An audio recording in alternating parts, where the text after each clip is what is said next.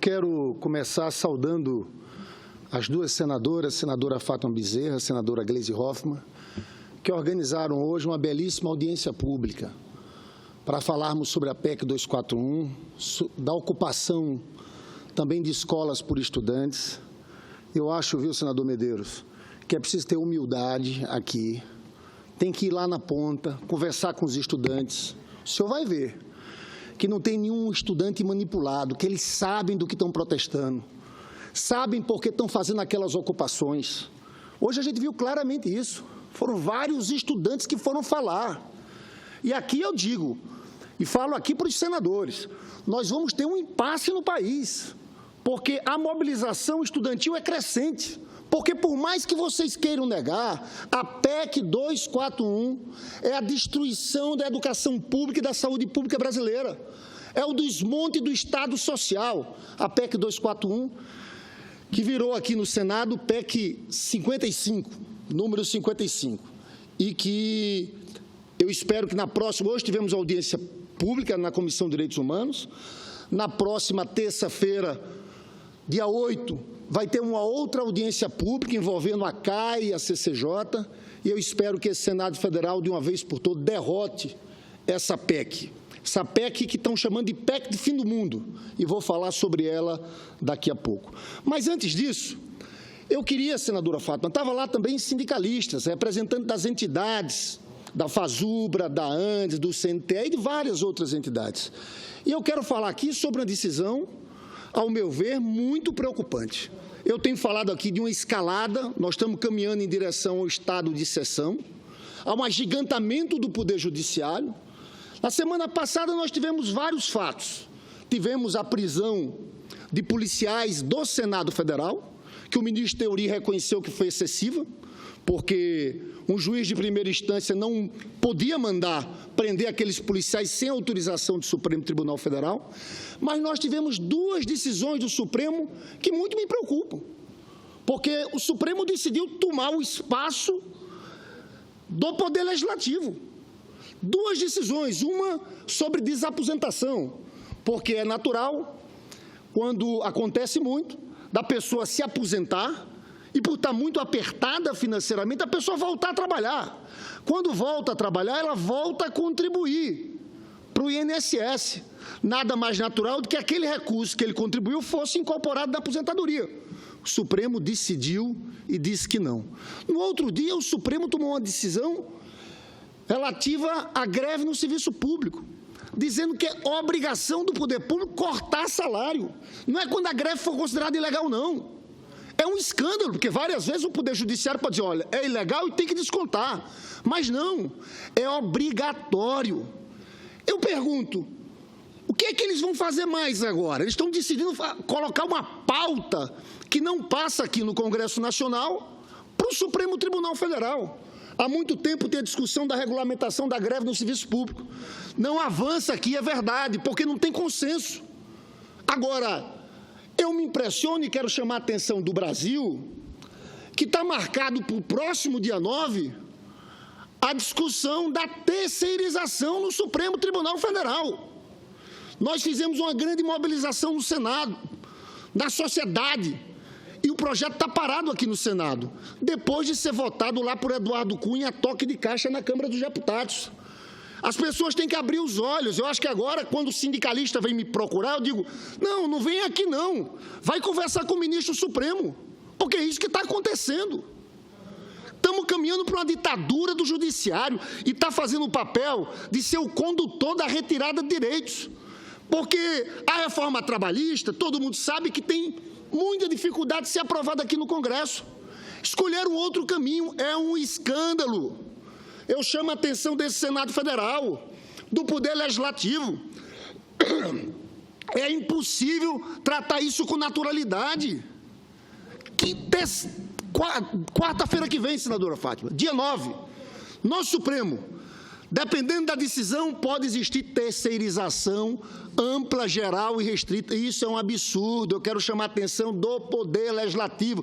Nós estamos no Senado Federal e quero aqui fazer uma reclamação pública a essa postura do Supremo, que retira poderes dessa Casa, desse Parlamento e, no caso, para retirar direito de trabalhadores. É toda uma agenda que está sendo construída lá.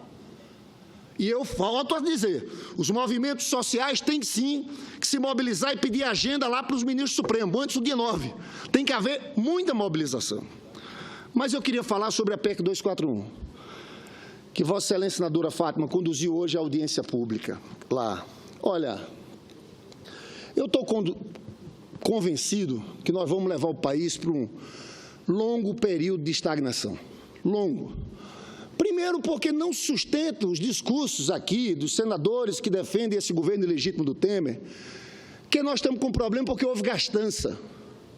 Gente, não dá para aceitar esse argumento.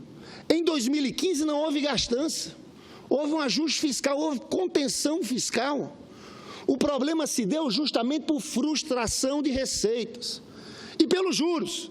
Nós estávamos pagando 4,5% do PIB de juros em 2012, 2013, e saltou para mais de 8% do PIB.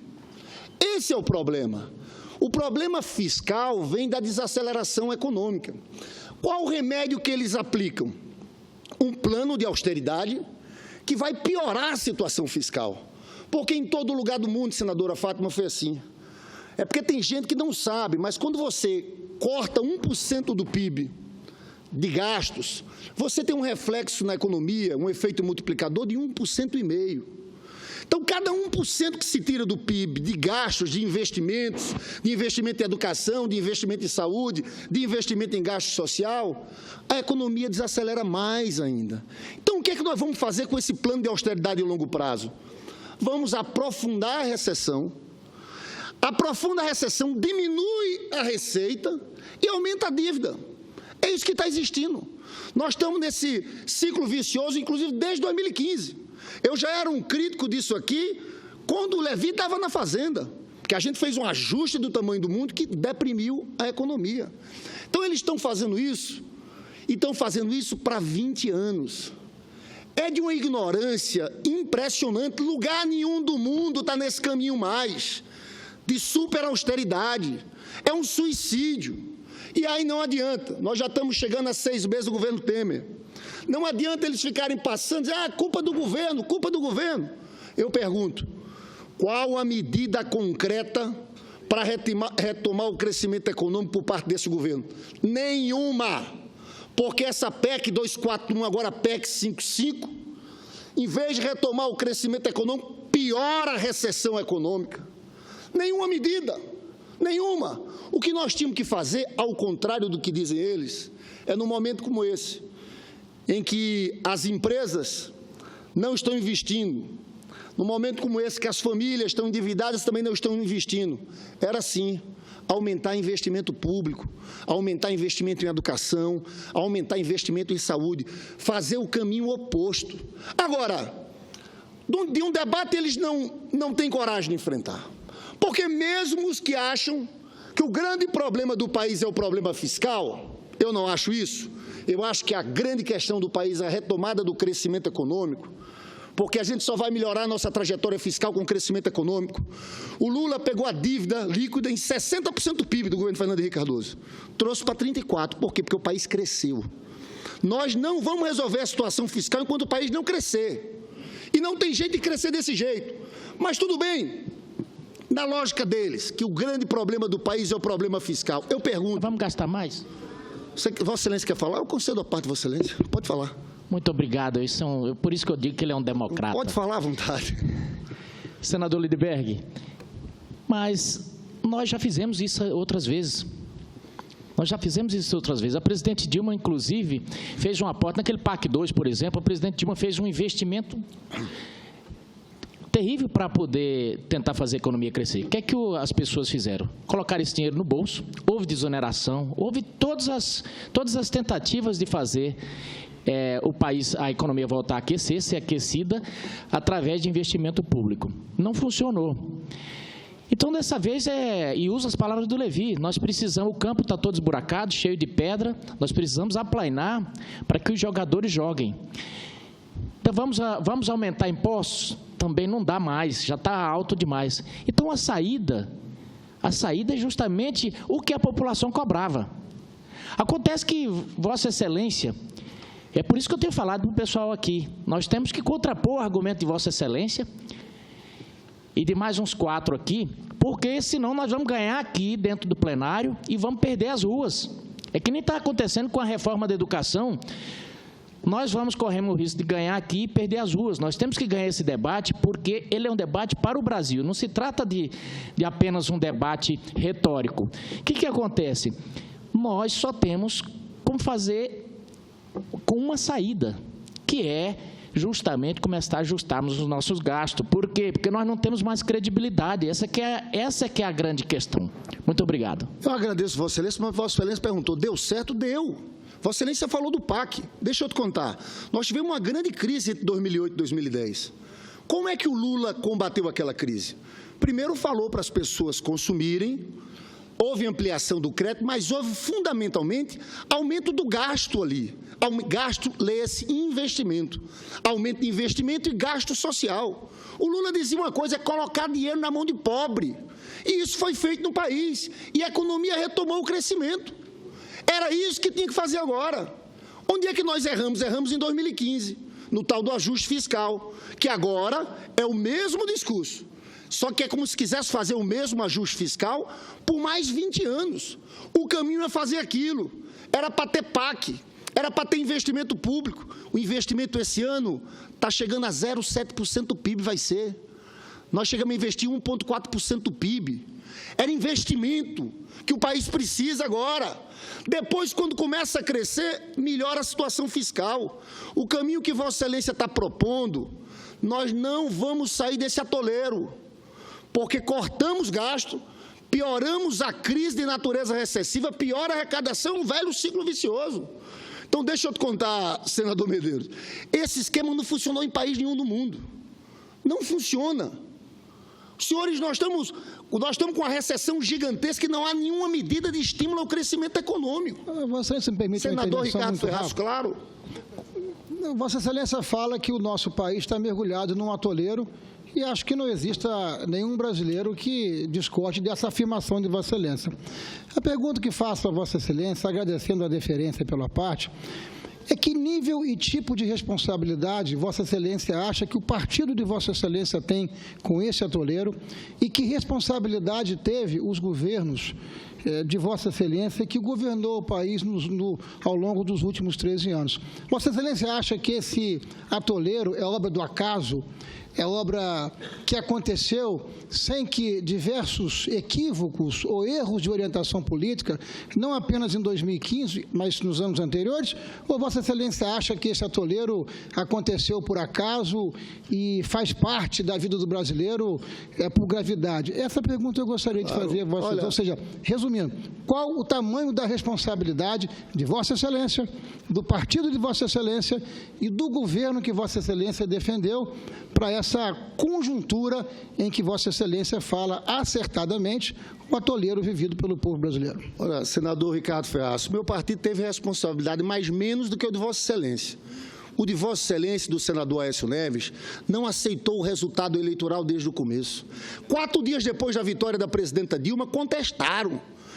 Vossa Excelência e os seus partidários pararam o país, fizeram aliança com Eduardo Cunha, transformaram a crise política numa crise econômica, as duas se retroalimentaram. Agora, nós temos, sim, uma parcela de responsabilidade. E sabe onde foi? Ao ter entrado, na minha avaliação, naquele ajuste fiscal do Levi. Aquilo derrubou a economia. Aquilo foi um equívoco. E eu, inclusive, votei contra aquilo. Aquilo derrubou. E o que os senhores estão querendo fazer é a mesma coisa. Os senhores estão querendo utilizar a velha receita do PSDB na época de Fernando Henrique Cardoso. Eu conversava hoje com os servidores públicos. Vossa Excelência se lembra, né? Foram 8 anos de reajuste zero para os servidores públicos. Vossa Excelência querem isso de novo. Estão destruindo o Estado Social brasileiro. Porque sabe o que Lula criou? Lula aumentou de 13% do PIB para 17% os gastos sociais. Foi isso que diminuiu a desigualdade. Tem 2 formas de diminuir a desigualdade no país. Na arrecadação, no sistema tributário, nós temos um sistema tributário muito regressivo. E na hora do gasto público, do investimento público. E o Lula fez isso. nós aumentamos em 140% o investimento em educação de 2006 a 2015. Estão demonizando o PT. Hoje o debate foi interessante na audiência pública, porque todo mundo tinha que reconhecer que, de fato, no governo de Lula e Dilma, o investimento em educação aumentou muito. Aumentou muito. Agora, veja o impacto dessa PEC. Essa PEC 241 lá na Câmara, se ela existisse há 10 anos atrás, o investimento em educação, que foi de 103 bi no ano passado, teria sido, sabe de quanto? 31 bilhões. O de saúde, que foi de 102 bi, teria sido 65 bilhões. Então, os senhores estão querendo destruir o legado do Lula, do Ulisses Guimarães e do Vargas. Do Ulisses Guimarães, sim, porque os senhores estão rasgando a Constituição cidadã. Aí eu vejo alguns dizerem, não vai diminuir recurso da educação. Então, por que querem tirar a vinculação dos 18% do orçamento que tem que estar vinculado à educação? Se não vai reduzir, porque hoje nós gastamos 23%. Se tem certeza que não vai reduzir, qual o motivo de na PEC estar lá o fim desse dispositivo de vinculação constitucional? Esses tucanos de hoje deviam olhar para o passado. Olha o que diz aqui Mário Covas sobre a vinculação constitucional de recursos com a educação. Diz Mário Covas, daí porque defendo, sobretudo com base no argumento de evolução do ensino brasileiro, a necessidade de manter o dispositivo da vinculação da receita tributária à educação em todos os seus níveis, no nível federal, nível estadual e no nível municipal. Aliás, quero dizer aqui, sou a favor de todos os vínculos que se estabeleçam através de emenda ao projeto. Sou a favor, porque acho que o tributo tem que ter uma característica social e continua defendendo a vinculação. Eu tenho outro aqui de Franco Montoro. Os senhores estão rasgando a Constituição cidadã do doutor Ulisses Guimarães com essa PEC 55 aqui no Senado Federal. Eu só espero que os senhores adentrem no debate, que os senhores enfrentem os argumentos principais, porque o que está posto aqui, e eu encerro, senador Medeiros, o que está posto aqui, e vai ficar claro para a população brasileira, é que os senhores falam de um ajuste fiscal só em cima dos mais pobres, do povo trabalhador, porque é o povo trabalhador que precisa de saúde pública, é o povo trabalhador que precisa de educação pública.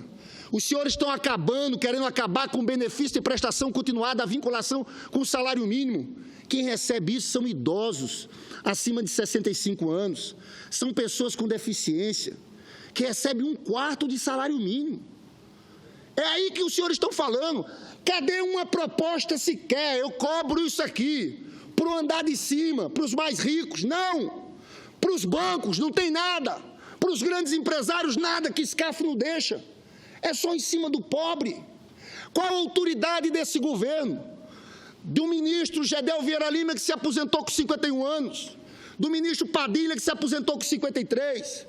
Desse presidente ilegítimo Michel Temer, que se aposentou com 55 anos. Qual a moral deles para falar em aposentadoria por 65 anos? Qual a moral de Gedel e Padilha, que recebem acima do teto 50 mil reais, para falar de tirar a vinculação do salário mínimo do aposentado? É maldade. Essa direita brasileira é de uma irresponsabilidade social sem tamanho. Os senhores não vão se aguentar no poder, porque falta o mínimo de sensibilidade. Nós estamos destruindo o pouco que existe Estado Social brasileiro, e eles vêm falar aqui em gastança. Senador Medeiros, Vossa Excelência sabe que os países da OCDE, eles gastam 49% em despesas primárias, nós aqui gastamos 20%. E os senhores querem cortar justamente aí. É um escândalo isso que está acontecendo. Eu termino minha fala dizendo que os estudantes brasileiros já estão mostrando o caminho da mobilização. O povo vai se levantar. Esse Senado tem que abrir o olho. E os senhores, em vez de desmerecerem os estudantes que estão fazendo ocupação, deviam ter humildade para ir lá conversar com eles, para ver que eles estão sabendo sim que o que está por trás dessa PEC 241 é o desmonte da educação pública brasileira. Muito obrigado.